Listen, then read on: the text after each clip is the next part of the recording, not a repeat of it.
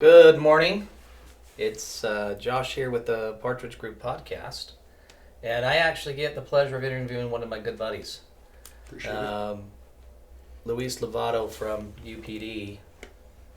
He's been around for quite a few years. How many now? About 16? 18 and a half. Yeah.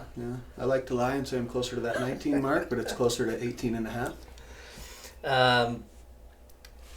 I call him Louie, and Louie, the reason I brought you in here today is obviously you've got some experience in law enforcement. You've been around for a while, but as a part of this podcast that we're trying to do, I want to bring in a number of different people that have had some experiences and talk about some of the traumatic events, some of the good things, as well as how you found yourself being resilient and being able to work through some of the harder issues, whether it's been with marriage, whether it's been with losing your canine dog to a horrible human.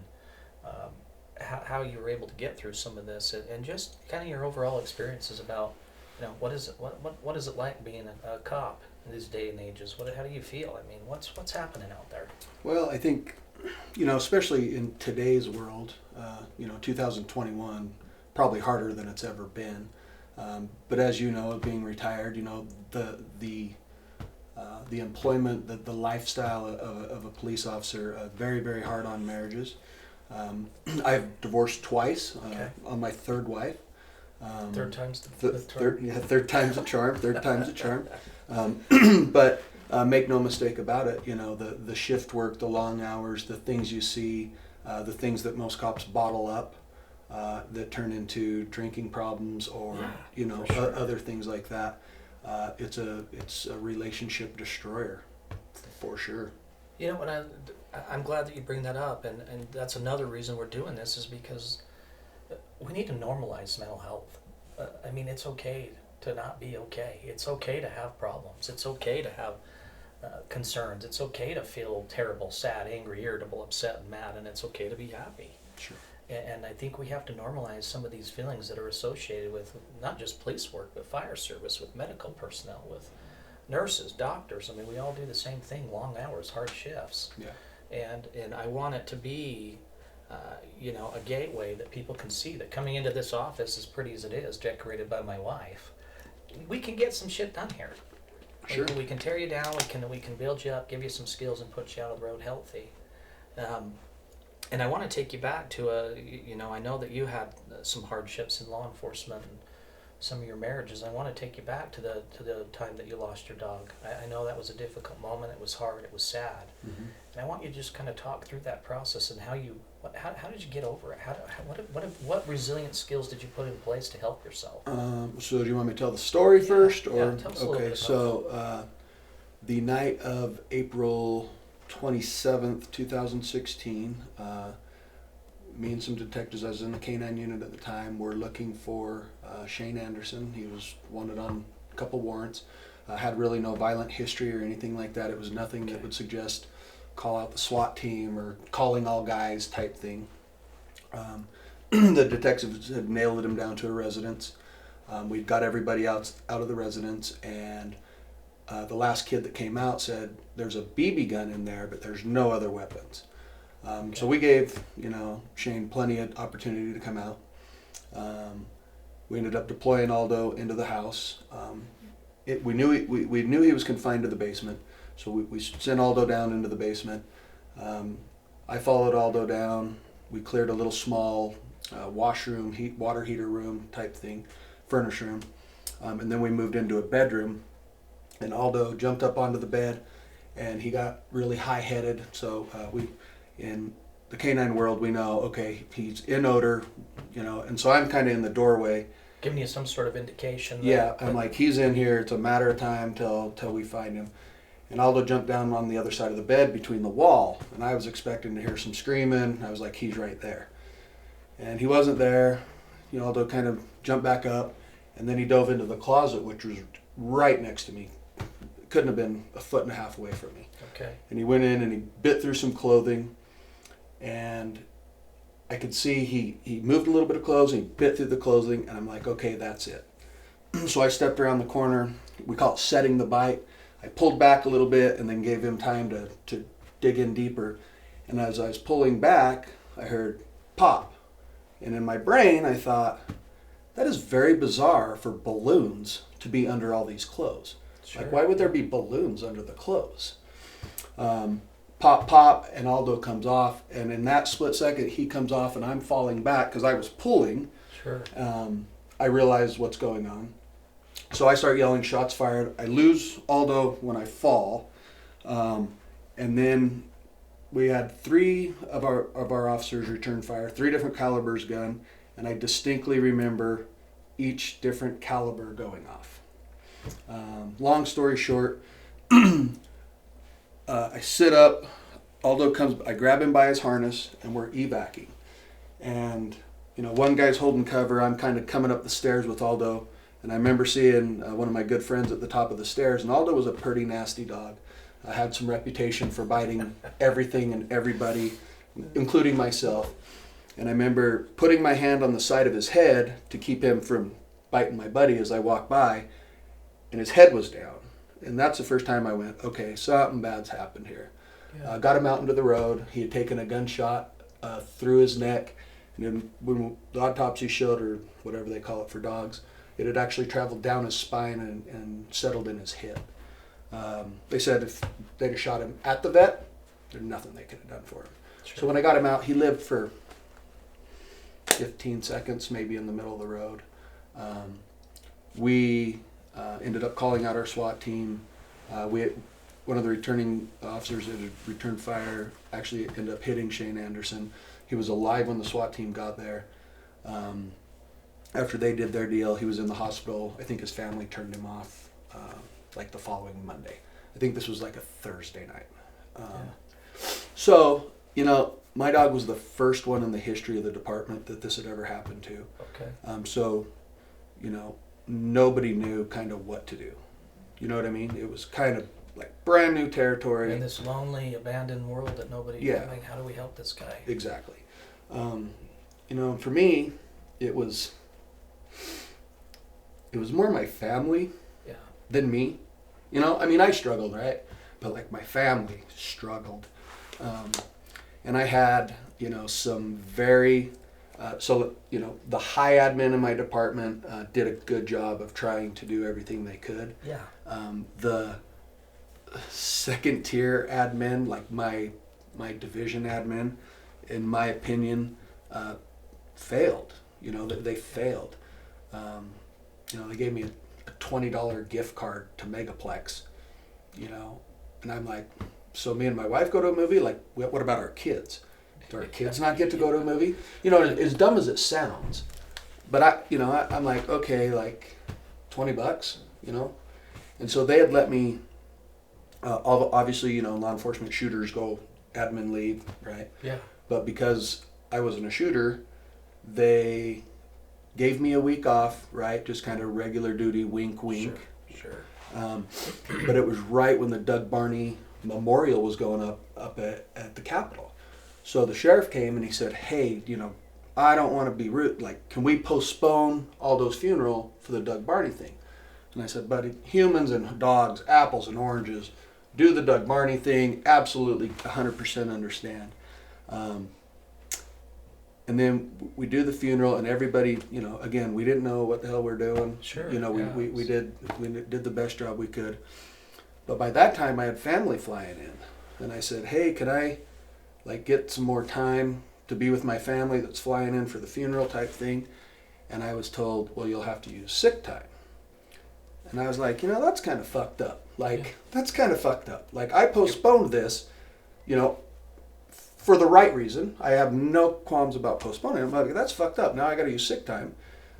These guys are on admin leave. Why can't you put me on admin leave? Right. And they said, well, you're not a shooter. And I said, okay, great. And I said, but my dog got shot.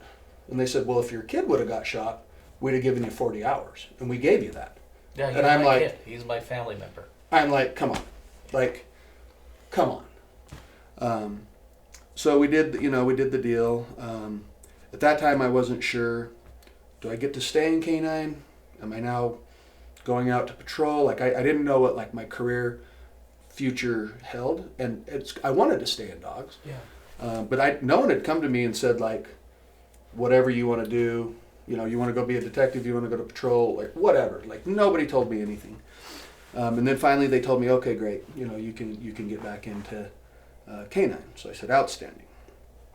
So nationally, this kind of took foot, and I was getting gifts and cards and blankets and pillows, and kids were sending me change from their piggy bank to help buy a new dog and all that kind of stuff. And did that support mean much? I mean, oh, it did. It was overwhelming because it's like I said out there. A human gets killed in the line of duty. Yeah. Short of the family, like the community cares for a couple months, and then the community moves on. But sure. I literally, for 2.5 years, almost 3 years, would randomly get stuff in the mail from people because you know how people feel about dogs.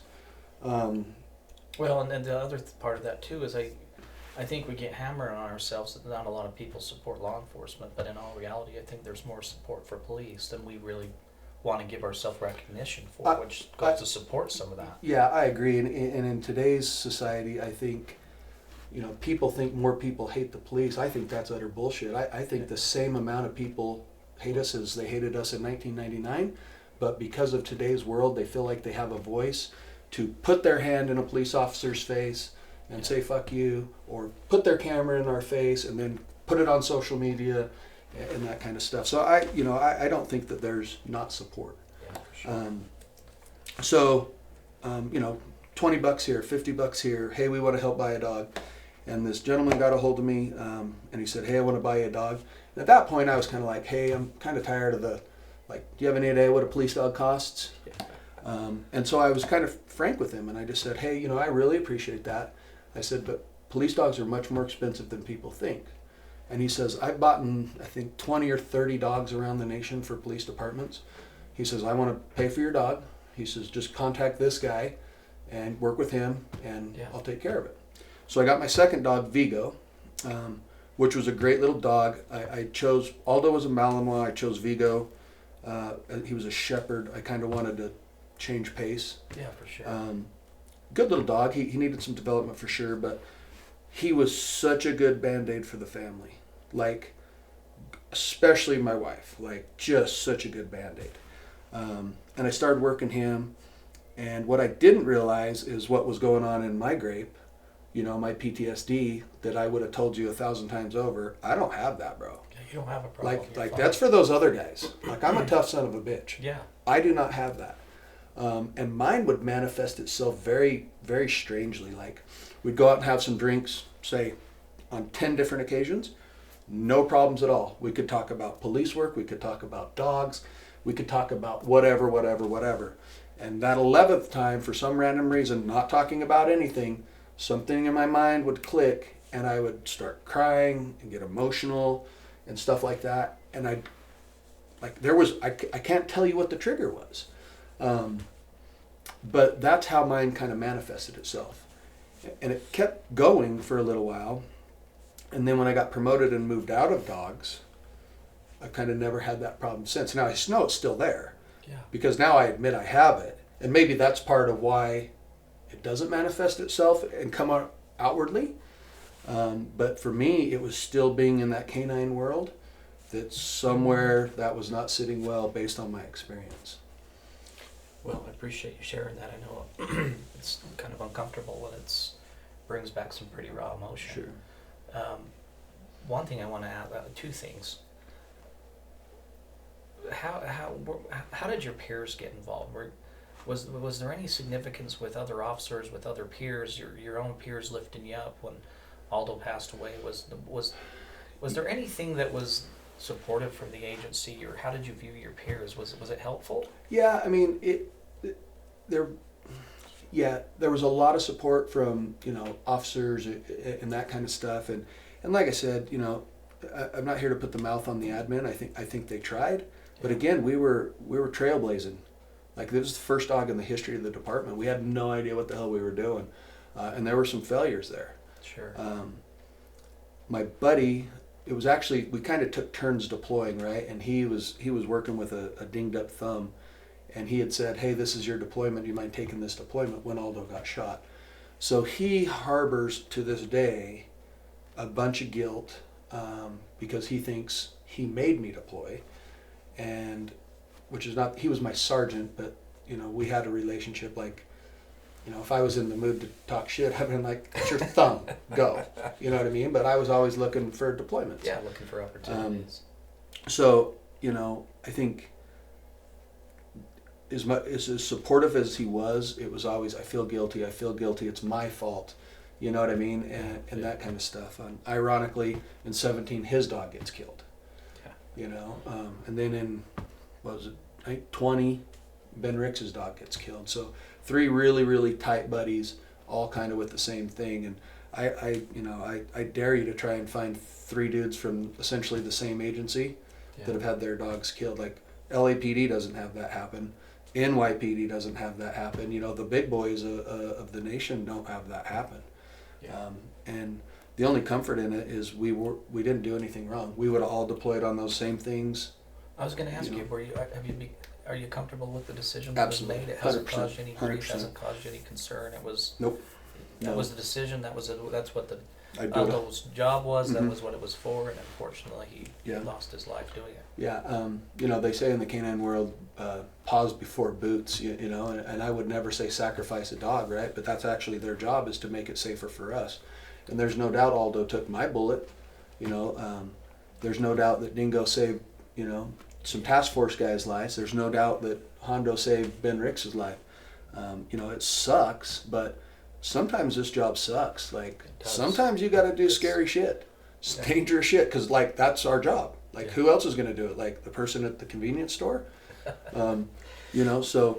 What do you find yourself doing? I mean, because there's still emotion there. Sure. There's still experiences, and all our traumas are our own traumas, but we have to manage it. And I think that there are people that are more resilient than others, and whether it's the nature versus nurture, there's so much controversy with that. I don't know, but majority of cops and firefighters are just resilient humans. Sure. But yet the emotion's still there. It's raw. It hurts. Yeah. What do you do to? What's some healthy coping that you do to keep yourself in check? Or when do you notice it? Does your wife say, "Hey, you're falling off the wagon, Louie"? No, really, I'll be honest with you. There was a time in my life where I hung out with only cops. You know what I mean? And now I hang out with, a retired cop. There's maybe 3 dudes in my department that I hang out with, but I try and surround myself with normal people with normal jobs that don't want to talk about cop shit. I love that you say that. You know what I mean? I love that you say that. Talk about how fucked up our kids are, or our car broke down, or whatever else. That's what works for me. And I think that's huge. That there's so many people that just get sucked into not creating healthy relationships with everybody. I mean, it's great to have friends within your department, but it's also good to have outside resources that aren't cops to keep your emotions and feelings in check. That people are good. Yeah. That people do good things. Yeah, I have a bunch of friends in my department, but I really only hang out with a couple of them these days. Like we always say it all the time, normal people. We like to hang out with normal people. You know what I mean? This podcast is going to be viewed by a lot of cops, a lot of firefighters, a lot of first responders. What do you have to say to them? What would you tell them to keep themselves healthy after you've been through such a traumatic event yourself? What advice would you share? I'd say make your family number one. Make your family the priority. Everybody says that, but so few guys actually do that. Make your wife, your kids, your cousin, whoever is important to you in your family, most important to you. Yeah. And then if you're in a supervisor role, force your people to put their family first. Whatever job we're doing, first responders, I say all the time, like, this 40 hours, like, I give a shit about this 40 hours every week. Like, I give a shit about it. Yeah. But what I really, really, really matters most to me is everything outside that 40 hours. And I put that on my people too. Like, don't ask me if you can go watch your kid walk down the hallway, in their suit, for Halloween. Tell me it's happening, and we're going to make that happen, because that's what's important. It's not what's happening at this department right now. When you went through your thing, just one last quick deal. When you went through your stuff, these traumatic events, Did you ever think of going in and talking to somebody seeking some mental health? No. Did you ever? Was it ever a thing? Was there EAP Too tough. programs? It was just too. I it was just I too no, damn tough. It wasn't too tough to talk about. I was too tough. I didn't need it Yeah. because I didn't have any problems. You know Sure. what I mean? But that was just me being a dipshit. Yeah. Do you see value in Oh, speaking absolutely. with therapists and mental health? For sure. With police and fire, is Mhm. it a healthy thing? Absolutely. Absolutely. And I think you'll probably find the guys that don't want to talk have the most to say. Yeah, you're probably right. Well, here's what I want to tell you is I appreciate you coming in. Me being retired now, you know, I obviously love men and women in uniform and people that do this job. So thanks for your service. Thanks for what you do. Thanks for giving us some of your time today to talk about something that's raw and hurtful. But then, you know, your suggestions, your advice to your peers. So Thank you. thanks for coming in, dude. I appreciate it. Appreciate it. That's Thank a you. wrap for today. Got Thank it. you. Yeah, no problem.